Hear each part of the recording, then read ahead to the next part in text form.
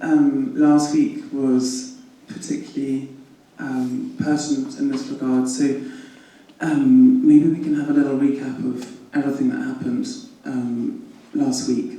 For me, it started off with Nicaragua taking Germany to the ICJ, but obviously there was a bunch of other stuff that happened. So maybe you want to fill us in for those who weren't following it as closely. Yes, during the Palestine Congress, which Udi was participating in, I was able to be inside. I'm from the lucky people who were able to be inside, 150 people. The police say 250 allowed to be, but they let only 150 from the 1,000 who have the card. And I witnessed something, without exaggerating, I never see something like this from the moment I left Syria in 2008. And it's triggered me to the level that it stopped triggering me, because what I saw in Syria that is accepted in a totalitarian dictatorship. But what I saw during this Congress is happening in a democracy. And it made me rethink about everything I did in my life and how I ended here running away from Syria because I was longing for freedom, and I find myself in a situation that I'm not able even to handle, because I'm used to fight the dictatorship and I have the methods to fight the dictatorship, but I don't know how to fight a democracy. So it was very, very tough. It was very, very sad moment, and it made me understand more and more this society and understand more and more how the things happen in the 30s. It's because all of us have this question about the 30s, and we have this romantic idea that we will fight back. I say this to myself when I was young: oh, if I was Jewish, I will fight back. It is not simple as that. This is a very romantic idea. How I will describe it? It's look like there is something, I don't know, we can give it a name, any name. There's something were carried by the Jewish people for more than 2,000 years. They were carrying it like this everywhere. It's look like an apple. They carried this apple for a long time. In 1948, they settled after this diaspora, and they give us the apple. And now we are carrying from 1948 until now. And I know that we carry it as a Palestinian for like all these years. But last week I really tasted for the first time. It was so obvious that Germany is in the wrong side of history again. It was so obvious. And I wish every one of you has the opportunity to see that and witness that in their eyes. So I don't know what to say. I wish us good luck. There was a very striking image of you that went viral, of you being arrested by the German police for anti-Semitism, and that was often online juxtaposed by a picture of Björn Höcke, who is a part of the AfD party here and a very right-wing part of that party as well, doing a Nazi salute and making the comment that, one form of anti-Semitism is okay and the other is, not okay. Maybe you could fill us in on how that was for you and how you dealt with it. Yeah, thank you, Nicky. Thank you, Ghayath. A very powerful introduction also, and a reminder of how severe the situation is. And I think that the image that you refer to, Nicky, is quite telling in this regard. I would maybe like to take this opportunity to shortly look into the question of what is anti-Semitism according to those who are nowadays in power and pointed us and claim us, accuse us for anti-Semitism. If you have your cell phone with you, and I know you do, please, if you don't mind, quickly Google IHRA definition, and the first entry that you will see is what what is anti-Semitism. This is the website of the IHRA. Give me a short sign if you have it, at least one, two, that you know that. All right. Internet doesn't work, so you have to believe me. There is guest Wi-Fi though, that helps. Okay, so if you go to the Google IHRA definition, the first entry that you get is what is anti-Semitism. This is the website of the IHRA. IHRA stands for International Holocaust Remembrance Alliance. Yeah. Exactly, and this is an intergovernmental alliance. If you look at all the countries that are listed within this alliance, you see that to 99% of them, they are all westernized Christian countries. There is only one state which is not self-identifying as Christian, namely the state of Israel. In Germany, they call this phenomenon of a room full with Christians and one Jewish person diversity. If you look at how the definition is being defined according to this diverse coalition, it's written in 2016, the plenary in Bucharest decided to adopt the following non-legally binding working definition of anti-Semitism. And then the definition goes as follows. Anti-Semitism is a certain perception of Jews which may be expressed as hatred toward Jews. Rhetorical and physical manifestations of anti-Semitism are directed toward Jewish or non-Jewish individuals and or their property, toward Jewish community, institutions, and religious facilities. It's very clear what anti-Semitism is according to this definition, right? No, it's not. Because the first sentence is anti-Semitism is a certain perception of Jews. I have perception of Jews. Yeah. Okay. The thing is that this definition is kept so vague and so confusing that even those who framed it found it so confusing that they found it necessary to attach 11 examples to the question of what anti-Semitism actually could mean. Within these 11 examples, 7 are referring directly to the state of Israel, only 4 concern Jews as such. We can say that this definition of anti-Semitism is designed to define anti-Semitism always in reference to the state of Israel. And it's not surprising because if we look at the genealogy of who introduced this definition to the IHRA, it's a Zionist lobby organization, US-based lobby organization. So we see here a definition of anti-Semitism that is actually anti-Semitic because it does not concern Jews as such, but rather a political project, the state of Israel. So we're talking about an anti-Semitic definition of anti-Semitism. Shortly after this definition has been introduced, more than 300 scholars gathered together to introduce a scientific definition of anti-Semitism, namely the Jerusalem Declaration on Anti-Semitism. This definition has been ignored by all those who are in power nowadays and who pointed us and tell us we're anti-Semites according to the IHRA definition. Anti-Semitic, anti-scientific. The third point is that those examples, in contradiction to the definition itself, were not approved by the plenary of the IHRA.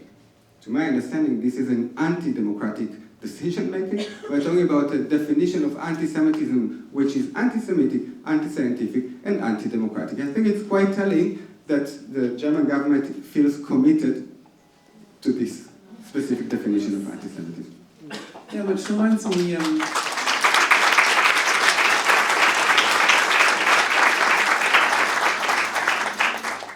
reminds me of a podcast that I was listening to recently with comedian Bassem Youssef, who's playing today actually, wish I could have seen him.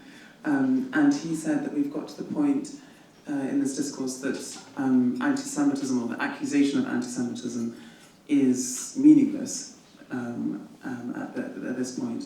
And in Germany, we have a whole bunch of anti-Semitism commissioners, the majority of which aren't Jewish, some of which have converted to Judaism, but only a few.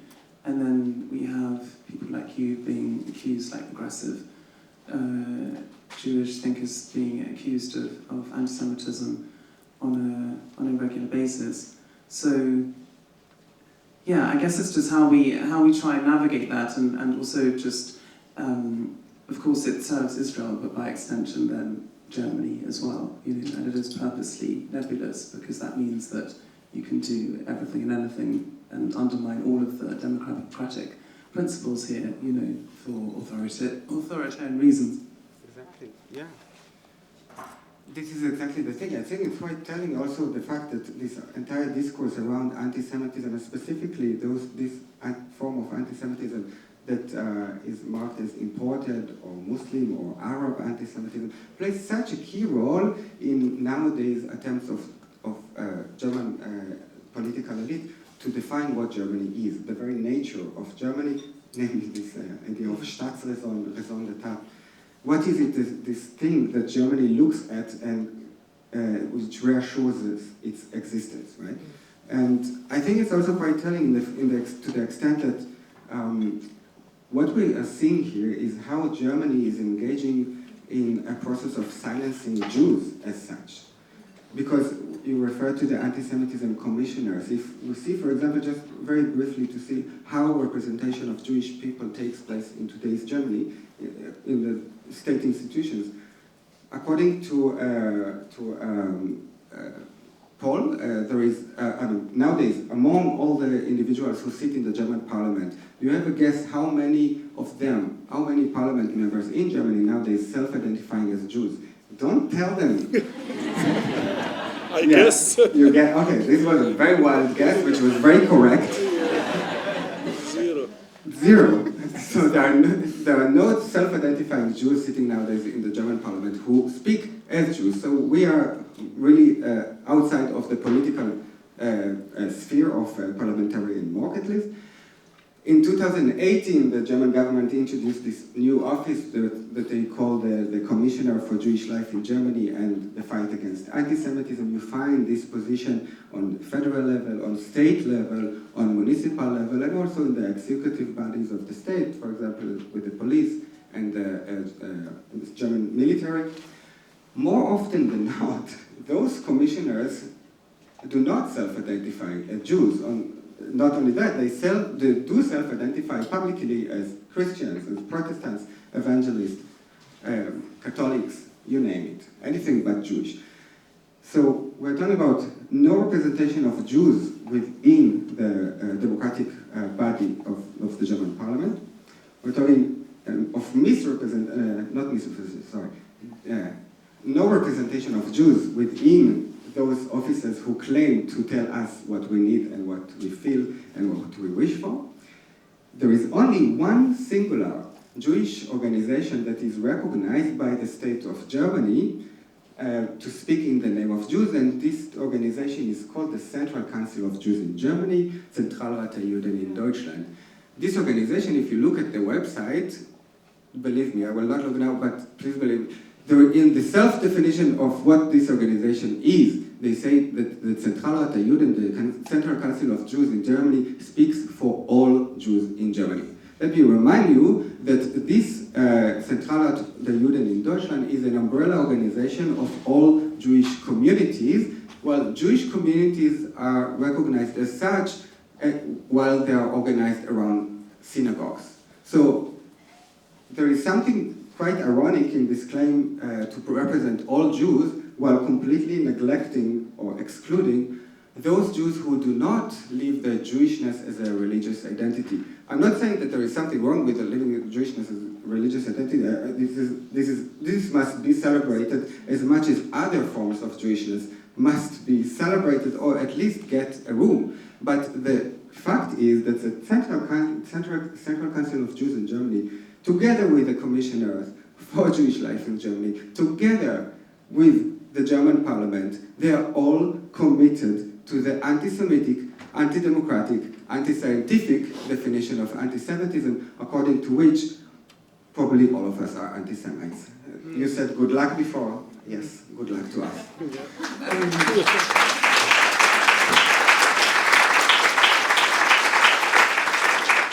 Right, I wanted to ask you if you know who Dania Ryan Spalding is.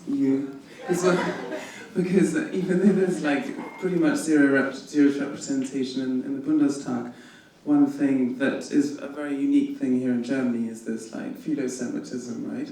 So this is something that, you know, exceptionalizes Jews and a specific type of Jewish identity that fits into this kind of uniquely German way of doing things. And it also unites the right and the left here over there, like unwavering support for Israel. And this comedian, who is not a Jew but often kind of like claims a little bit to be Jewish, like his language is sometimes a little bit nebulous, was invited recently by the Green Party into the Bundestag to speak on behalf of the Jews here. And that is obviously problematic on so many different levels. But one of the things as well, I think that is an extension of this IRA definition is the racism against, you know, the anti-Arab, anti-Muslim, anti-Palestinian racism that happens here.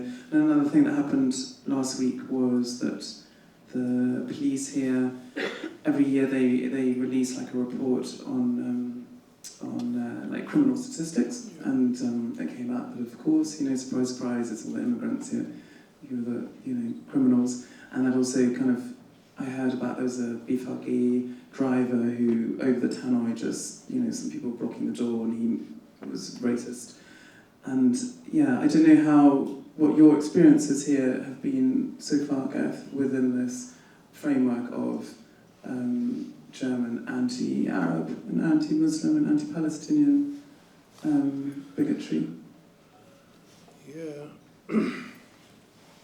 So on the 12th of October, the House for Poesy cancelled the release of the anthology. It was already published. And it should be 34 Arabic poets who live in Europe. They did the Persian Europe and the Black Europe, and it's like continue. So if you think about it, the 5th of October they sent me an email that everything is settled, we invite the guests. 7th of October Hamas attacked Israel. 12th October, without apologize, without sorry, not even mention the word sorry.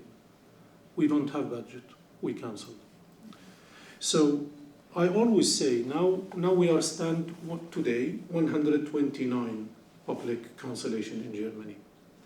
There's around hundreds, maybe 200s, where other cancellation, where people decided to not be public, because if they take it public, the rest of Germany will see that, they will be accused of anti-Semitic, the rest of Germany will cancel them, they will not be able to pay their bills. So let's focus on the 129. So we have systematically in 6 months, 129 artists and writer and musician and academic who have been cancelled and silenced and censorship and deleted and erased here in Germany. We are not allowed to compare with the 30s by the law in Germany, as I understand from some of the lawyers. And here I'm specific, I'm not making compare, but I'm making timeline so we can learn from history. When do you think last time was in Europe this happened? I will not mention the date or the years. It was like between 1913 and 1940.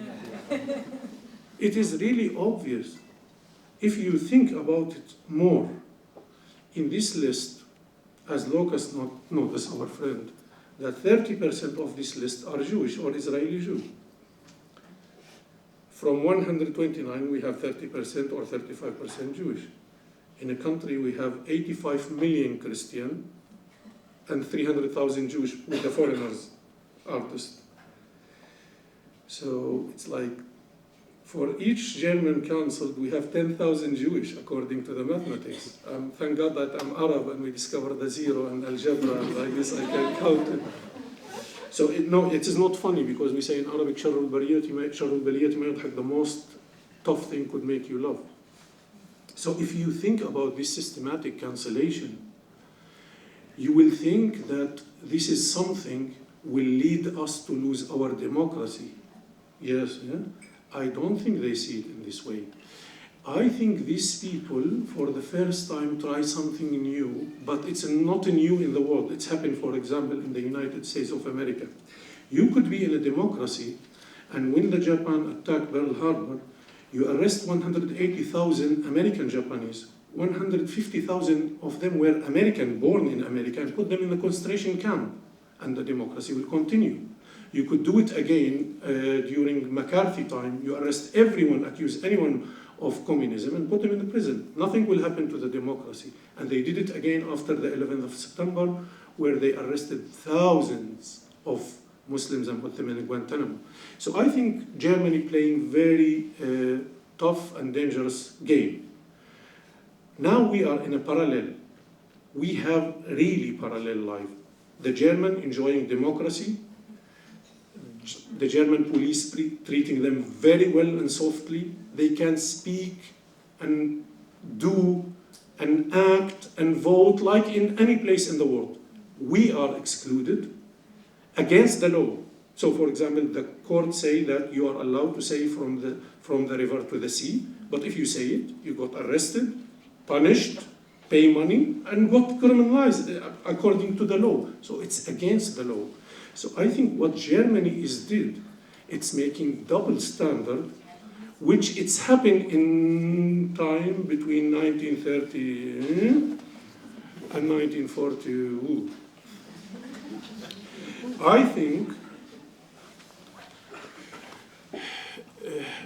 I will say now, I hope you will be accepted, because what I will say will be like maybe a little tough, but I will say it as a joke.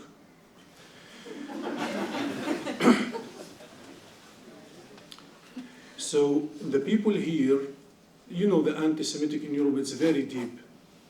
Let's say it's began a long time ago, 800 years ago began to take shape, and then Fernando and Isabella in Spain, they give it the real shape, and it's ended with the final solution.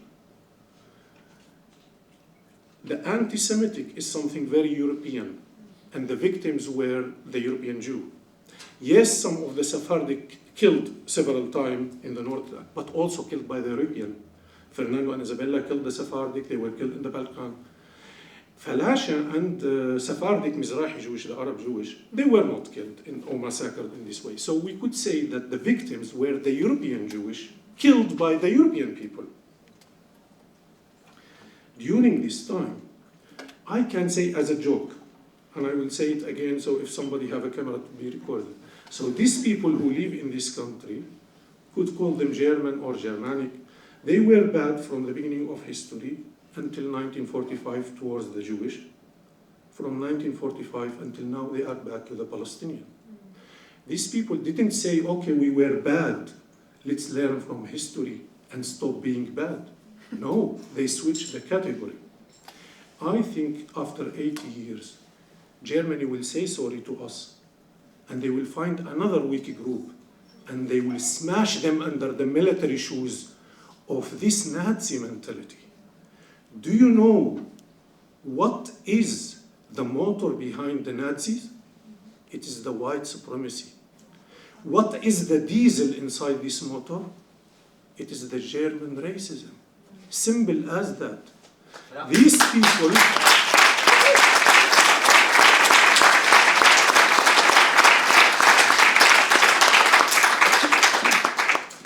people, they call the anti-Semitic, as Udi say, imported anti-Semitic. These people who killed 6 million Jewish 8 years ago, they call it imported. They refused to share the numbers we got from the police, which it say that 86 of the anti-Semitic attack on synagogues and Jewish people happened by white German Christian men, officially. And in one of the years, there were 90% of the attack happened by white German Christian men. When you think about it, you think that 14% is Muslims? No, white Christian European men from Hungary and Poland and like this. How much is the Muslim? Maybe 2%. How much the Arabs of them? 1%. How much is the Palestinian? No, there is no. These people lie to us. They hide the numbers. They pretend that they are defending the Jewish, while the real anti-Semitic, they are enjoying their time. I remember in 2022, and this is before the 7th of October, I went to Hermannplatz on the Nakba Day, on June. 15th, 16th of June. So I went we decided to make a silent demonstration, and they arrested us. They canceled it because they say it's emotion, and the emotion could lead to anti-Semitism. But they let more than 140 neo-Nazi demonstrations got permission. And that they're real anti-Semitic, but they let them because they are liars. These people are biased, and they will never be able to judge their history and say, we were wrong, and we will switch.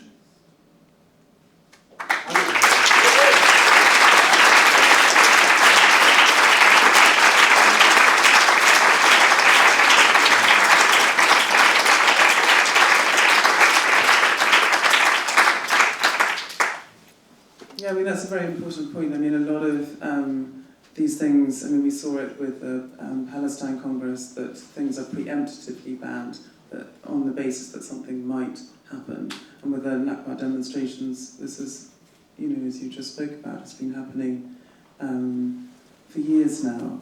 And yeah, I mean, ultimately it has nothing. I mean, it's just another form of anti-Semitism because, you know, if you're being kind of pedantic about it, Arabs are Semites as well. So it's just, yeah, just addressed at a different community, isn't it?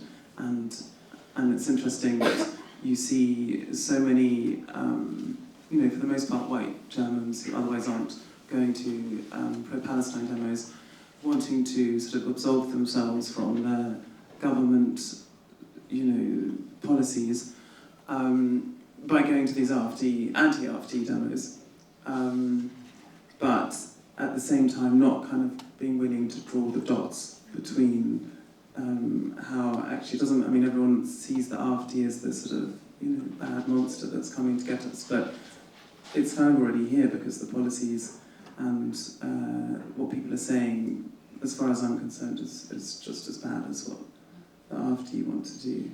I don't know how you see that. Especially kind of, I guess, the sort of the hypocrisy. I found myself feeling really, getting really angry about it.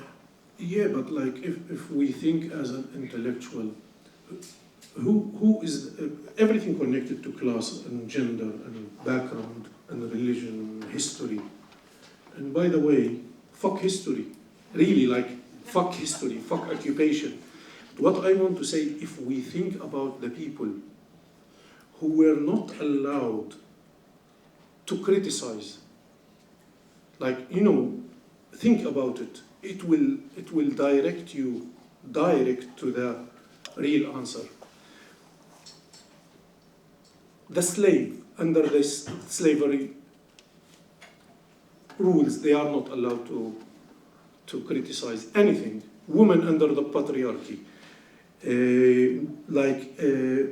Immigrant under this situation we live, Jewish under the Nazis, Palestinian now, we're not allowed to criticize. Like if for example, if you immigrant say anything, they say, go back to your homeland. If this immigrant is Palestinian, then he have double. And you know, it's like you end in a moment you find yourself like in a Pandora box. So if you think about this, you will find that the right to criticize is the most important thing we gain in democracy. And we are excluded. Like, we can't even speak about our beloved who got killed in Gaza. I remember 3 months ago, I say in front of people that I lost 122 cousins got killed by Israel in the last 3 months. I'm sorry. Yes, and they were looking to each other, and I see in their eyes that this message that they say, I'm lying, because no one could lose 122 cousins. And then I went home and I shared their names. Not only because we are not numbers, I share the names of 122 cousins I lost. 90 of them are children. And like, if you think only about that, and you are not able to say that, because this is considered in Germany is anti-Semitic. To say that I lost 122 cousins 3 months ago, you are enemy for the state. Like, did you see how the police attacked us? Did you see how systematic they do it? They come every day after the 7th of October, beating the people in Neukölln, breaking their bones, and all the newspaper, violence in Neukölln. They come after, the day after, they beat us, they broke our bone. Violence in Neukölln, every day. They didn't mention who make the violence. Ladies and gentlemen, you are making the violence. You are coming to Neukölln, beating the people who have, by institution, the right to have a demonstration. You beating them, and all your media speaking about violence in Neukölln. This is very systematic dehumanization of everyone. Like, to not be able to speak about this as an intellectual.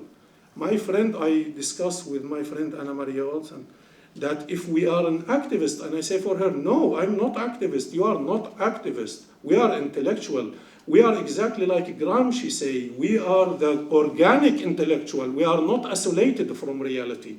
I can speak about literature, and in very smooth tone, and I could go deep inside the literature. But now, there is a genocide happening now. How you could be isolated from reality? I always remember the Pablo Neruda when he say, and this I will try to translate it in my mind. When you open the window in the morning, and when you see wonderful or beautiful flower, and there is dead body, dead crop in it, you will not be able to write about the beautiful flower, or you will be really like insane or isolated from reality. But I think that's one of the most disturbing things here, and the first thing that comes to mind, and I know a lot of people will have seen this film as, of course, Zone of Interest, right? The ability to just zone out, right, and have your normal life while the rest of the world is on fire, and not to be touched by that on any level, least not emotionally on any way, shape or form, even if you don't have to sacrifice something on a more material level, just the fact that you can go about your day-to-day life and not be so deeply emotionally impacted by other people's suffering and loss. I think there's also kind of something deeply troubling and about the fact that Germany was able to industrialize anti-Semitism and then also gets to be the final arbitrator of what anti-Semitism means, right? But the perpetrator, you know, they commit their crimes and then they also are the ones who decide what their punishment is or not, you know, and everyone else is like, in this instance, the Palestinians are the collateral damage, you know.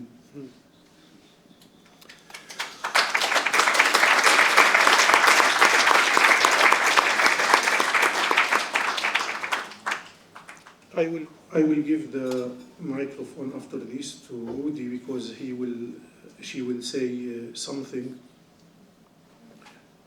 I would like to answer this question, me and her together. I think simply as that we pay, as a Palestinian, we pay our land as a solution for a long history of racism and anti-Semitic and killing of the Jews in Europe. We were the weak part. England occupied us and did that solution. Now, we are standing here outside the German guild, where we is real direct of that what German did. Because after 1917 Balfour Declaration, most of the Jewish, they ran away to the United States of America. And there is no way you could build Israel without the final solution. And now Germany say that Israel, it's the reason. But if Israel is the reason, we are the result of that. Then we are part of this. The world have 15 million Palestinian refugees because of Germany. Officially like that. And if you want to think about it in a philosophical way as the Germans do, there is no way that Palestine is not the Staatsreason of Palestine for Germany, because we are destined from your solution, and it's all about them. So the German always think only about their image in this question. But what happened to the others? They excluded themselves from it.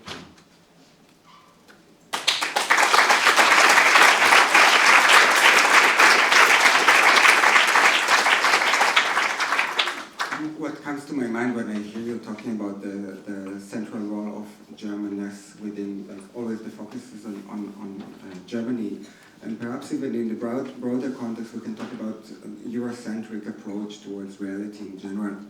And we see it also within how the Zionist state is designed, also understands itself, likes to think of itself as a phenomenon that is detached from the Middle East, something European rather than indigenous. And because you mentioned also, Ghayath, before the fact that most of the Jewish population who live nowadays in Palestine, they migrated to Palestine from places like Iraq, Iran, Turkey, Morocco, Yemen. Tunisia, Libya, Yemen, Egypt, you name it, the Arab Muslim world. So to think about Israel, like to be Israeli, to think about Israel as a European project, I think it's quite telling about to what extent this project has, this Eurocentric Orientalist project has been internalized by those who also maintain this idea alive.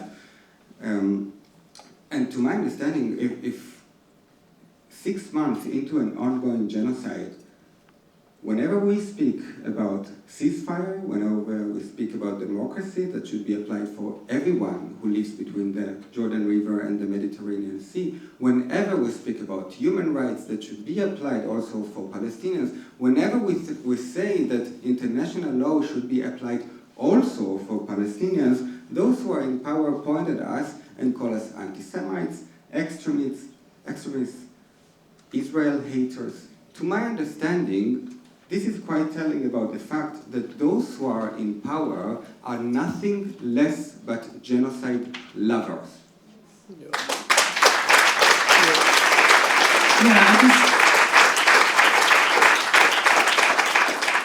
for me, one of the most striking and deeply depressing embodiments of that was the Berlinale, when No Other Land won Best Documentary.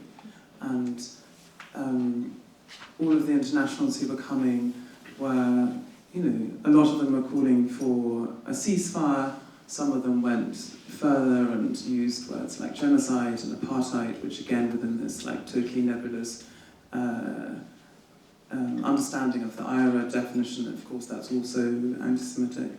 And the idea that you've got a Palestinian and Israeli on stage who make a beautiful, very powerful documentary, and they're calling for what I thought we all want is peace and for equal rights under international law. And that gave birth to the biggest shitstorm here, to the point where Claudia Ward, who is the Minister for Culture, and also Joe Cilallo, who is the Senate for Culture, were and are seriously considering whether or not we should, or whether the state should be interfering in the jury process, because that doesn't also, if you've got people calling for that and those types of films are being awarded, then something must be wrong and we need to control it.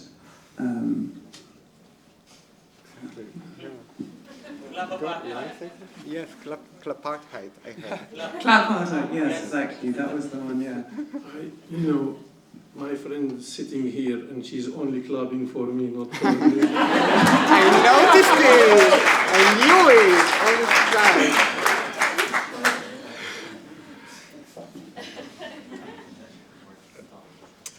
I don't know what to say, but I want to say something could show you how things we dealt with before the 7th of October. I began to visit Germany often from after 2011, and I really liked Berlin. I applied to the DRD consular program in 2018 because I want to move here, and I got it in 2019 and I came here. One of my Syrian friends, she ended as a refugee in 2015 here. and she began to learn the language. In 2019, I came. During the COVID, we were walking, and she told me, "Ghayath, I have a question. Why you, in all the interview in Germany," she was like trying to study German, so she read my article and the translation. She told me, "Why in every interview in the radio, in the newspaper, in the literary magazine, you always speak about Syria and you never mention Palestine?" And I say, "What? What do you mean?" She say, "Like, what you hear?" I say, "No." She say, "Yes." I thought, "No, I always say the story of my family in Ashkelon and like this.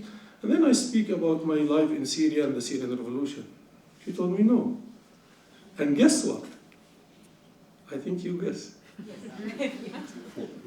For 12 years, Germany, systematically, different organizations, not connected to each other, some of them for art, some of them for literature, some of them elite, some of them for working class, some of them left, some of them not. All of them, in 12 years, they deleted every single word I say about Palestine, and they publish every single word I say about Syria. I was shocked. Germany did that in 12 years for me. And I discovered this in 2020. This is the only thing I can say for you. After that, I met one of two of them, and I mentioned it. One of them was coward that he told me that he tried to save me. And I told him, "No, you was trying to save yourself." Because in this country you are not allowed to speak exactly like in Syria. And the other one, he say for me, "What? Like, you know, the space we need to choose." Yes, always is. So this is the situation before the 7th of October. After the 7th of October, I think many of the people didn't know how systematic the things. I want to tell you example from Lana Pasta-Shech, because she's here, great writer. She's not even in the list when you check it, because she was cancelled outside Germany. But I think she should be in the list because she was cancelled because of Germany. Because of her own decision, her private decision to leave the publisher house Fisher, they cancelled her invitation for residency and reading in Austria. So this is show you how these things connected, how they work. So you decided, it's your decision. You don't want this publisher house, of course, because of their political stand. But then Austria cancel you. So this is not something like, it's not something like new on this society. No, they did it, they train on the Jewish and they became professionals. They don't repeat mistakes. And I think now, in 2 or 3 months, there will be the Palestinians who have been cancelled 0, because we are not included. And this is the most important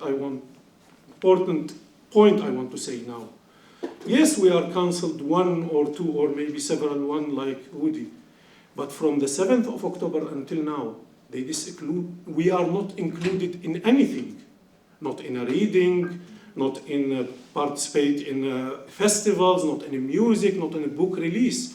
We are not able to pay even our bills. And this is the most dangerous one, because the things that you are cancelled without knowing you are cancelled.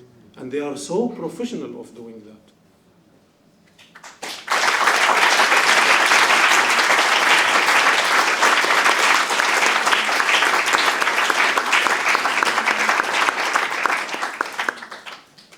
I've got a question for you, Udi. The Palestinian journalist, Heber Jamal, recently wrote a little piece saying how much he hates going to protests, but I'll see you at the next one. And I wondered, seeing as you're quite on the front line and getting more sort of media attention and stuff, how do you protect yourself emotionally? Obviously we see all those videos as well of so much physical violence that's happening, but there's also a lot of psychological, it takes a psychological toll, right? So how do you deal with that? How do you keep on going, and how do you look after your mental health? Yeah. Thank you, Nicky, for the very empathic question. So, first and foremost, what keeps me motivated to keep on what we are all actually doing, why we are going on the street, why we are remaining allowed, why we are visible. We're doing this for the people who are now subjected to an ongoing genocide in Gaza. We're doing this for people who are subjected to ethnic cleansing in the West Bank. We are doing this for people who live under an apartheid white Jewish supremacist regime in the so-called State of Israel. So this is first and foremost the reason why I feel that what I'm doing is the most healthy thing a human being can do at the moment. Besides this, I'm aware that my actions and Ghayath and so many others among us, they resonate with so many people. If you look on social media, but also on the streets, it's clear that the more that we are oppressed by the state, the stronger and bigger we grow as a community. And this is what gives me the hope also to continue. This is the very reason why it's a never-ending process. Liberation is the least that each and every one of us deserve.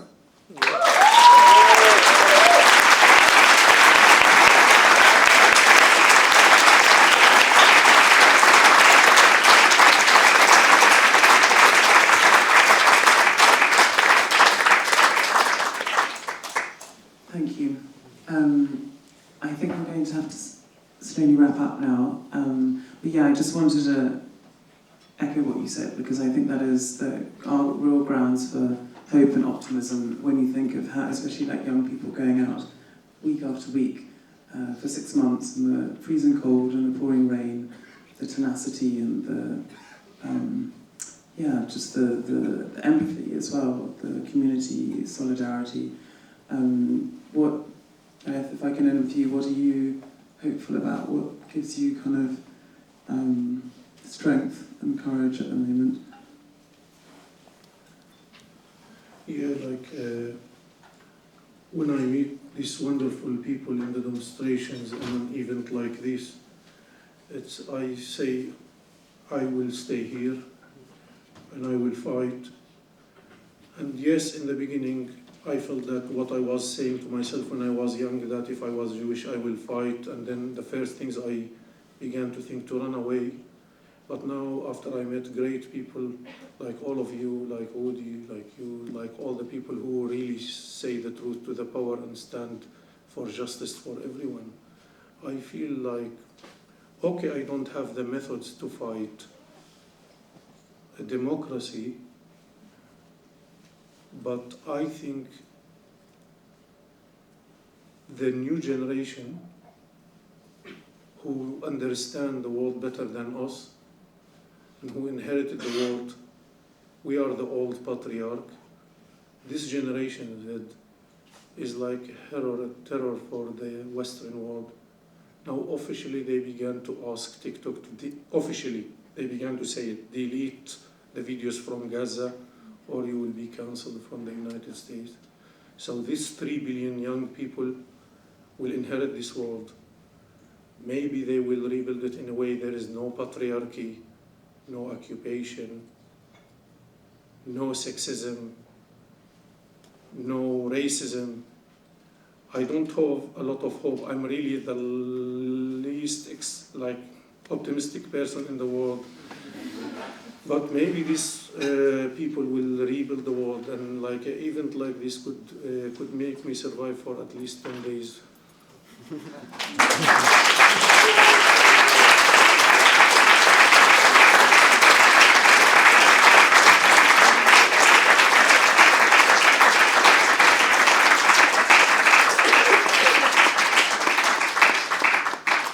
Thank you everyone for listening. Does anyone have any questions? Does anyone want to say something? Yeah, there.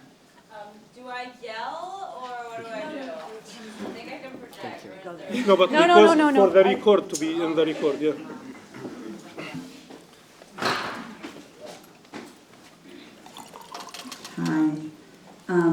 first of all, thank all of you for everything. You're gonna make me cry tonight, but that's later. I guess I just want to say like one thing to Udi, to what you said about, you know, Israel and like Eurocentrism and everything. And I think I just have to, I guess, disagree with you. Israel is a European project because it is a colonial project, and colonialism is a European mindset of extraction of resources. And the fact that most of the people of Israel don't have European ancestry doesn't actually change that. And of course, you know, Europe's going to Eurocentrism. That's just sort of what they do. So they're going to ignore the fact that most of the Israeli Jews, except when it helps them, they're going to be like, ha, Israel can't be racist because whatever, how many percent of the Jews have an Arab background, so they're indigenous. Like, no, someone from Morocco is not indigenous to fucking Palestine. But Israel is a European project. It was an idea born in Europe and perpetuated by European powers and still backed by European and Western powers. You know, Israel wouldn't exist without Europe in any way, shape, or form, neither historically nor now. Like, they wouldn't if we wouldn't be sending them a shit ton of weapons and everything. And I think if you look at these things, you always have to keep just the colonial aspect of it. So I just wanted to say that and second that. Love you all very much.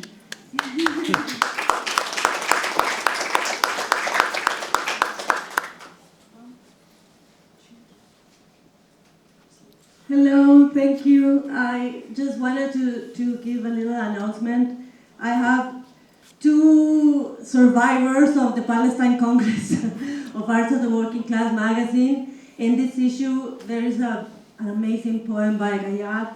There's also a text by Nicky, and I harassed all of them, plus Udi, to sign them. So these are historic fetish copies. Please.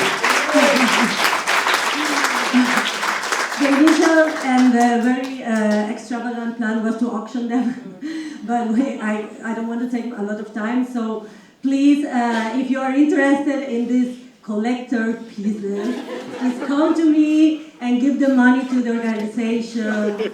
Every donation counts. Thank you. Thank you.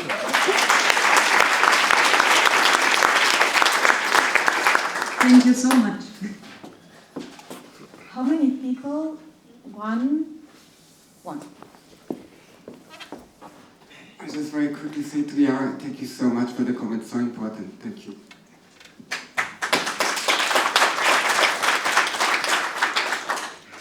Hi, first of all, thank you so much for doing all of this, crucial, especially nowadays. I mean, there would be like so many things to do, and we could, I guess, keep talking like potentially forever. But like mine is a question for like an advice and like some help as well, in the sense that if there's something positive of all like this shit show, is that although like despite everything that's happening in Germany or in Europe or in general, we still live in like democracies somehow.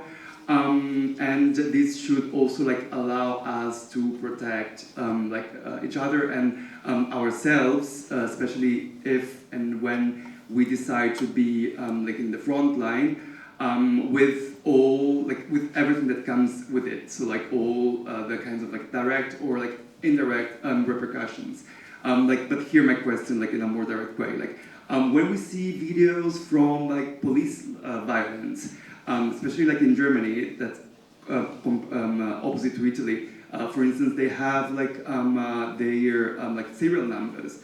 Is there anything that we can do like from the legal point of view to like sue them when like a newspaper like smears like an activist or like whoever with weaponized accusations of like any like anti-Semitism, racism, or anything? Is there like something that we can do on like a legal level? Because I think that like courts have often like proven like to be more like progressive than politics and society sometimes. So like, is there like, I don't know, any network, any like legal consultant or like association that can like help us protecting ourselves and each other in the other?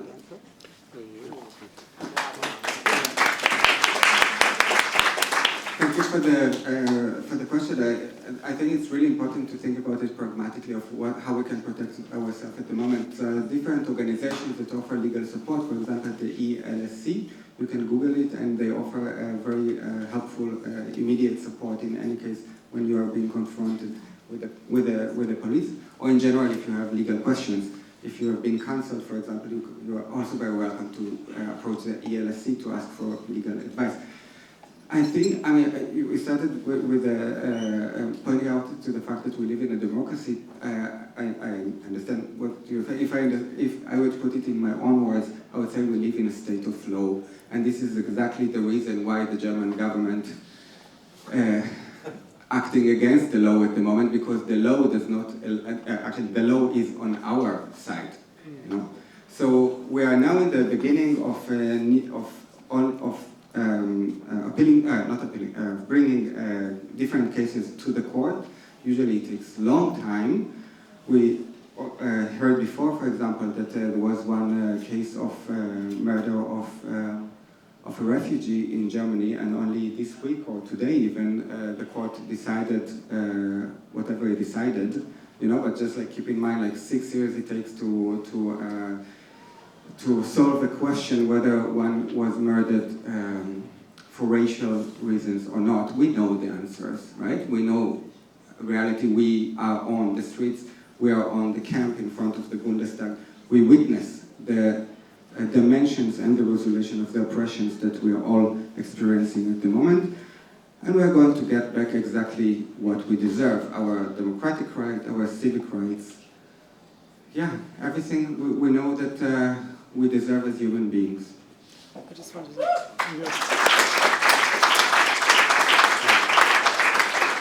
Another organisation is COP. Yeah. They do great work as well. And yeah, I mean, as far as the police are concerned, I mean, at least 400 of them are anyway being investigated for right-wing extremism, and the numbers will be much, much higher than that in reality, because a lot of the Bundesländer like Berlin and a lot of the ones in the east, which have the most, problem, that they fight the most with far-right extremism. They didn't actually deliver any numbers and stuff. So yeah, I definitely think power to the people. There are organised organisations out there, but ACAB. Yeah.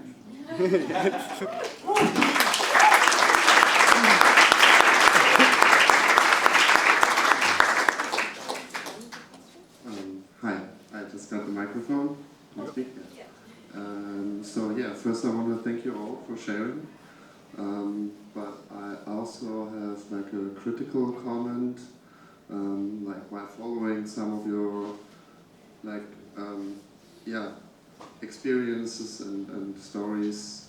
It was often called for them or they or the powerful, and I had the impression that sometimes I could interchangeably put whatever they mean, or I have a picture, and put it in your story. And it's sometimes helpful maybe to differentiate clearer to what are the German people maybe do, what is maybe a sentiment we get from the people from the government or the police or the people in power. Who are they, right? Sometimes it's helpful to be clearer in that, and I think that would make your stories more powerful. Thank you. Yeah, Can I say something? So if I translate this from Arabic, so there's the majority, there is the minority, and there is the exceptions. In everything, you don't count the exceptions. You count the majority and the minority. Everywhere in the world, in my country, Sweden, which I have the passport, in the United States, I travel, the people are stand with Palestine, the majority. Minority with Israel. The government stand with Israel. This is the Western world. Everywhere in the world, except Germany, where people and government stand with Israel. The minority stand with Israel. The majority stand with Israel. We have exceptions. And the exception, they are really, really small group. In the 30s, they were 0.3 of the German population. It was more than 80 million who stand against the Nazi, and that was 250,000. We didn't even reach this number. So we are much less than that time. What I want to say, because of what they say is the guilt and the shame. Every time I go deep in a discussion with them, and I will say this in a literary way now as an intellectual writer, every time we have a dinner and we drink wine and we eat and we go deep inside these feelings of shame and guilt, I arrive to something totally different, more similar to responsibility. And all these things they say about shame and guilt, they fall down. I want to give you a small example. Germany killed 28 million Russians, 10 million of them soldiers, but 18 million of them women and children. 18 million, 3 times of the Holocaust. They don't have any guilt or shame. They stand with Israel against Palestine because of the... I didn't see them stand with Russia against Ukraine because of the guilt and the shame. They pay billions of dollars to Israel. They didn't pay for Russia. They enter Poland. They kill 6 million people, 200,000 of them soldiers, and 2.5 million of them Jewish. We take them away. There is 3.5 million civilians, most of them women and children. They don't have any guilt or shame. They didn't pay money. They didn't even respect Polish people. Even in the Holocaust, in the gas chamber, they killed 500,000 Roma. They don't respect them. They didn't feel any guilt or shame of them. They don't. This, when they say we are shame and guilt, it's a big lie. They are biased. They are standing with Israel. And they are dreaming of something similar, in my mind, to nightmare.